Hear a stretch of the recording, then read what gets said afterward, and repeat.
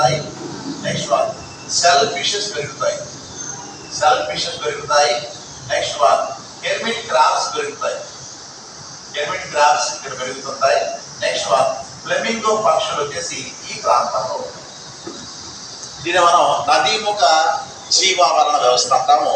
ఇది జల జీవావరణ వ్యవస్థలో రెండోది అని మనం ఇస్తాం. ఓకే, నదీముఖ జీవావరణ వ్యవస్థ అంటే సముద్రము నది కలిసే ప్రాంతంలో ఉండేటువంటి జల జీవావరణ వ్యవస్థనే మనం నదీముఖ జీవావరణ వ్యవస్థ అంటాము.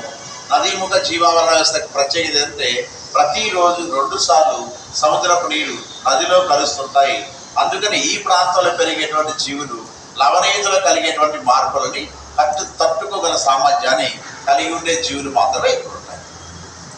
నెక్స్ట్ వన్ దీని తర్వాత ఉండేటువంటిది ఏంటంటే మంచినీటి జీవావరణ వ్యవస్థ అంటారు.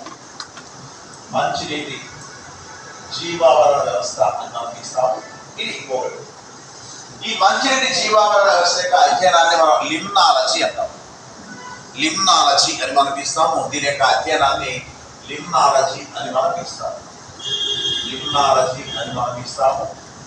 ఓకే, సముద్ర జీవావరణ వ్యవస్థ ఏమో అతిపెద్ద జీవావరణ వ్యవస్థ.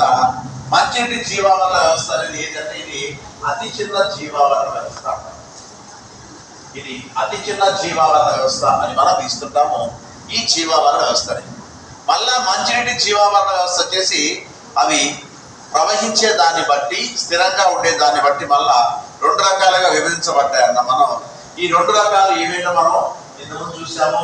అవి ఏవి అంటే ఫ్లోటింగ్ అంటే ప్రవహించే అనమాట. ప్రవహించే కింద మనం ఏంటి చేర్చాము? నదులు, కాలువలు, సెలయేరు. నదులు, కాలువలు, సెలయేరు వచ్చేసి ప్రవహించే దాని కిందకు వస్తాయి అనమాట. నెక్స్ట్ వన్ సరస్సులు స్థిరంగా ఉంటాయి.